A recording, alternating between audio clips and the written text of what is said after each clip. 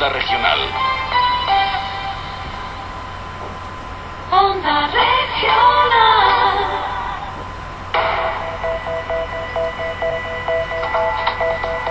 En Onda Regional, Turno de Noche, con Rebeca Escribano. Seguimos en la radio pública, en Onda Regional, en Turno de Noche. Ahora tenemos previsto reflexionar sobre otro tipo de asuntos. Vamos a hacerles pensar sobre la influencia que pueda tener la ideología en nuestras acciones. No sé si esto se lo han planteado alguna vez. Sobre todo, ¿qué tiene de lógico o de ilógico? Parece ser que más de lo segundo. Este tema vamos a tratarlo ahora con Alberto Farías. Es profesor de la Universidad de Mar del Plata, en Argentina, que está de visita en Murcia. Está presentando su libro El hombre de un solo libro, creo, luego existo. De ese asunto, de esa creencia, vamos a ir analizando en los próximos minutos sobre el papel que tiene, ya no solo en decisiones políticas, sino en otro tipo de cuestiones. Por ejemplo, si nos vacunamos o no nos vacunamos del coronavirus, y otra serie de temas que tenemos previsto tratar con este invitado.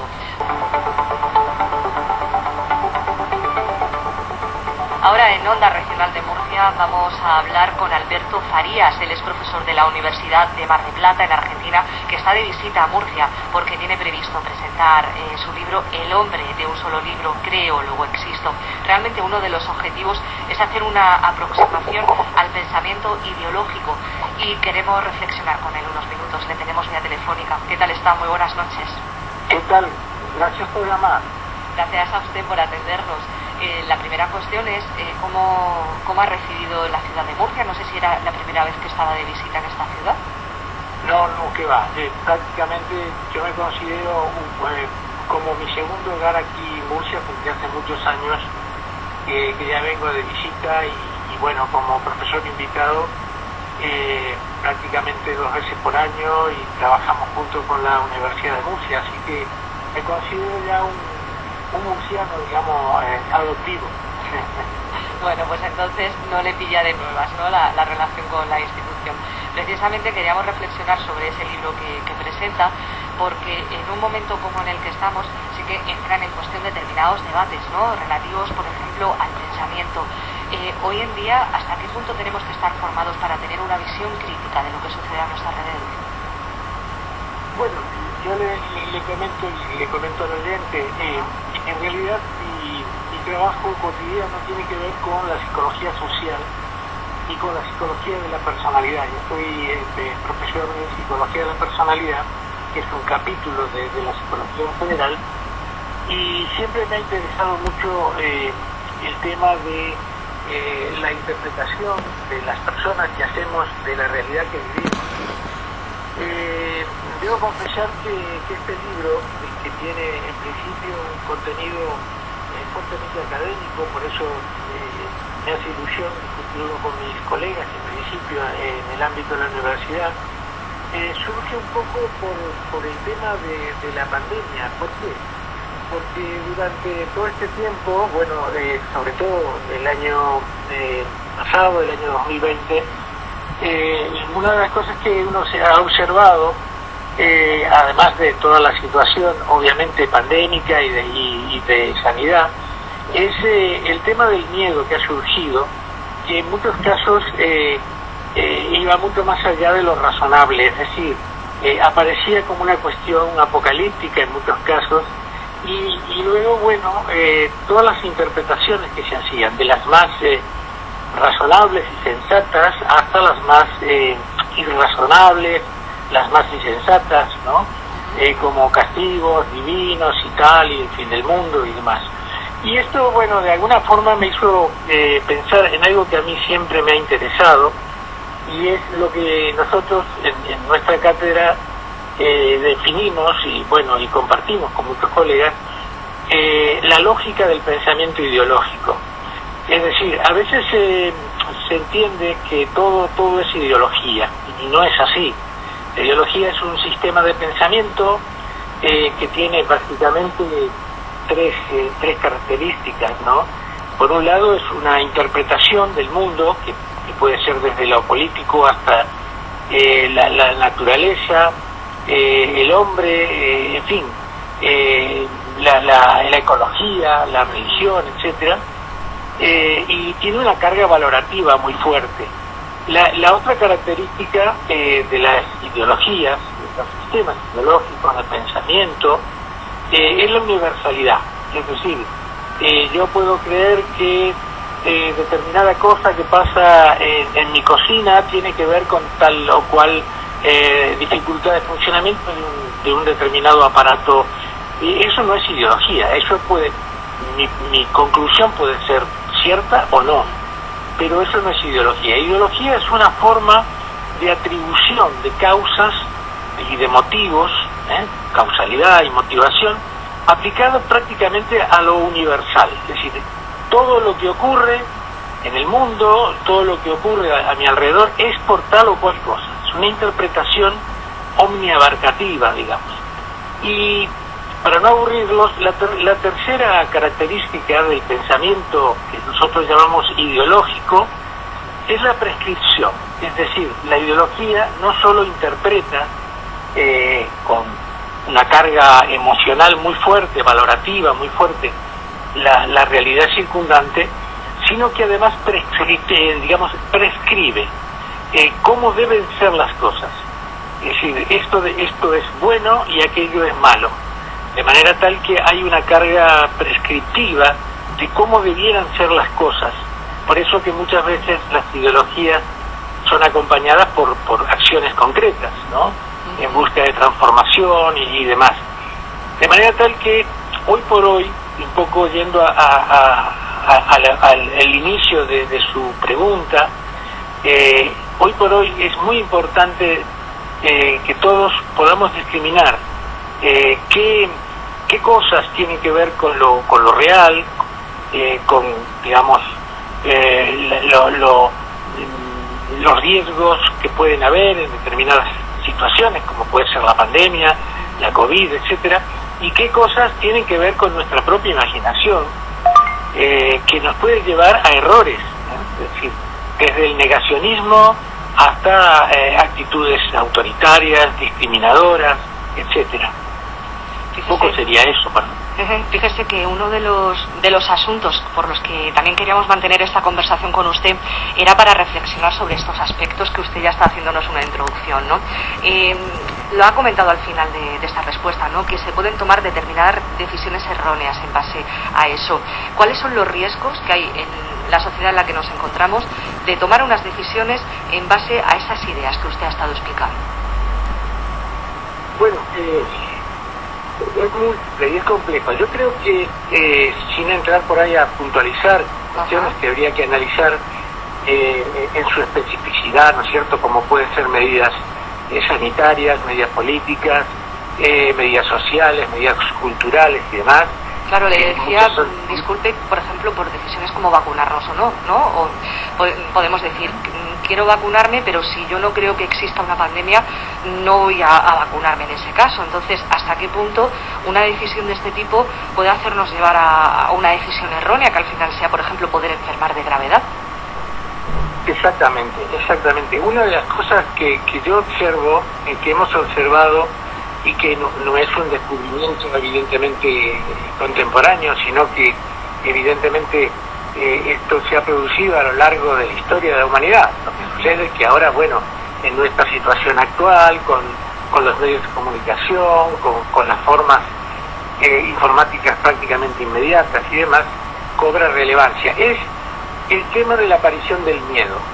Es decir, el problema del miedo es que el miedo en sí mismo, miedo como concepción, es fundamentalmente útil biológicamente hablando. Ahora, cuando el miedo se instala como una cuestión de parálisis o de construcción de algún pensamiento negativista o delirante o excluyente, allí el miedo deja de ser útil. Es decir, si yo de pronto estoy caminando por la noche en una situación de incertidumbre, que puede haber un peligro real que puede ser una noche de tormenta o de inseguridad delictiva, etcétera, y percibo temor, este es un temor útil. Ahora, si yo, a partir de una idea que es, digamos, que no puedo demostrar fehacientemente, como puede ser, no voy a vacunarme porque la vacuna puede ser peligrosa, ¿a partir de qué fundamento puedo afirmar eso? y que esto me genera miedo, o me genera miedo decir, a partir de esta pandemia todos seremos peores personas. Digamos, ¿en qué me baso yo para sostener eso? Evidentemente, esto tiene que ver con una construcción ideológica que muchas veces distorsiona la realidad. Hoy vemos, por ejemplo, a propósito de su pregunta, hoy vemos, hace unos minutos hablaba con un colega sobre esto, ¿no? Tomando un café, decíamos, escuché por los medios, hoy mismo a la mañana, que casi 20% de población entre 20 y 40 años, por ejemplo, resiste a vacunarse. Sería interesante profundizar cuál es la resistencia, digamos, en qué está basada. Está basada en una resistencia, entre comillas, al sistema social, es una actitud política, es una actitud basada en un miedo insensato que la vacuna puede hacerme daño, es decir, es una actitud de rebeldía generacional. Sería interesante profundizar en esos motivos. Más allá de eso, sanitariamente es un riesgo que una parte de la población no esté vacunada, es un riesgo real. En mi país, por ejemplo, hay una tradición vacunatoria muy fuerte. Bueno, lamentablemente por otras cuestiones que tienen que ver con la administración política y demás, al principio de la pandemia una gran cantidad de personas no fue vacunada en tiempo y forma. Pero la población en general tiene una tradición vacunatoria, no de la COVID obviamente, sino en general, preventivamente muy fuerte, y el deseo de vacunarse era muy fuerte. En otras poblaciones no hay esa tradición. Lo que debemos saber es que el descubrimiento y la aplicación de las vacunas, que ya lleva mucho tiempo en la historia reciente y del siglo XIX, de la humanidad, ha aportado realmente un elemento extraordinario en la prevención de la enfermedad. Y esto es increíble, que en el mundo que vivimos todavía dudemos de la eficacia de las vacunas. Es sorprendente, pero tiene que ver con una parte del pensamiento irracional de las personas, de todos nosotros, que tenemos una parte irracional. Fíjese, por eso le iba a preguntar, porque por lo que nos está comentando, la lógica va por otro camino distinto a estos aspectos ideológicos que manifiesta. Tal cual. Digamos, hay algo que está que subyace a las ideologías, y ese algo son las creencias. Las creencias, fíjese, el pensamiento, el proceso de pensamiento es el causante fundamental de la emocionalidad. Es decir, en función de lo que yo pienso y creo, altero mi emocionalidad. Si yo pienso que tal o cual situación es peligrosa, aunque eso sea simplemente una creencia indemostrable, yo voy a estar estresado, voy a estar angustiado. Y el cambio de las creencias lleva mucho tiempo. Esto tiene que ver muchas veces con la educación, con el contexto familiar, con los contextos socioculturales y demás. Pero lo cierto es que se me ocurre, aunque sea algo complicado, que para poder avanzar en ese sector de la población, y no hablo como un especialista en el tema, porque no soy un especialista en el tema sanitario, pero para poder avanzar en ese sector de la población, que aparentemente tiene que ver con una franja etaria joven, digamos entre 20 y 40, por lo que yo he escuchado, me parece que ayudaría mucho comprender la motivación que expresaba, que no debe ser una sola. Es decir, hay una lógica diferente a la lógica racional que la mayoría de la población y las autoridades sanitarias y la ciencia, digamos, propone y fundamenta la importancia vacunatoria. Cuando una 3/4 partes de una población está ya vacunada, evidentemente se alcanza lo que se llama inmunidad de rebaño, y entonces estas pandemias se transforman en, bueno, como tantas otras, en endemias, como la llamada gripe común, que evidentemente nos acompaña desde siempre, pero sería interesante poder indagar sociológicamente cuáles son los núcleos de resistencia, dónde están esos núcleos de resistencia. Están en creencias vinculadas a lo religioso, a lo político, a lo apocalíptico. Fíjese usted que se han escuchado al comienzo de la pandemia interpretaciones delirantes tales como bueno, la vacuna puede llegar a modificar nuestro pensamiento, etcétera. Bueno, son núcleos obviamente minoritarios, ¿no? Digamos, con afirmaciones que rayan en el delirio, ¿no? Pero creo que el negacionismo es un fenómeno sociológico que hay que estudiar en profundidad porque va a servir para poder transmitir preventivamente y poder prescribir y convencer a ese sector de la población que es muy importante vacunarse, es muy importante porque la prevención en este punto es fundamental, no solamente por una cuestión digamos extrema, sino también para evitar la posibilidad de pasar malos momentos y de letalidad en general. Fíjese que escuchándole que nos ha ido comentando, lo ideal sería saber la raíz de esta situación, es decir, si viene por una carga política, familiar, religiosa, mencionaba. Lo que sí tiene en común todo eso es que hay un nexo de grupo, es decir, esas opiniones parece que se refuerzan con las opiniones de otros que piensan igual. Sí, por supuesto. Aquí usted está tocando un tema fundamental, que es el pensamiento de grupo. Desde luego, es decir, aquí hay un fenómeno que la psicología social conoce hace mucho tiempo, y es que a veces son temas fascinantes, ¿no? Pero obviamente por un tema de tiempo radial no lo vamos a agotar. Pero digo, hay una ilusión que se conoce como ilusión grupal, y es que si yo pienso algo, salvo que esté absolutamente, mi personalidad esté sostenida en una autoconvicción, digamos, egocéntrica y narcisismo absoluta, pero si yo pienso algo determinado y comienzo a dudar si esto será así o no será así, y simplemente si yo confirmo que hay más personas, pongamos 2, 3, 4, 5, y que piensan parecido, esto tiene para mí un valor de veracidad, de certificar que entonces, si muchos piensan como yo, eso que pienso es verdadero. Esto desde luego no es cierto. Muchísimas personas pueden pensar algo de determinada circunstancia y ser absolutamente falso. Eso la historia lo ha demostrado en más de una oportunidad. Es decir, el pensamiento de muchos, el pensamiento similar de muchas personas, no es necesariamente un pensamiento verdadero. De manera tal que, como usted bien dice, cuando esto se replica grupalmente, refuerza entre comillas, la certeza de que mi pensamiento es verdadero y que está bien, entonces, por ejemplo, ser negacionista o no querer vacunarse. Quería plantearle otra cuestión, y es que va al hilo de que ha mencionado que la historia ha demostrado que el pensamiento de muchos no tiene por qué ser verdadero, ¿no?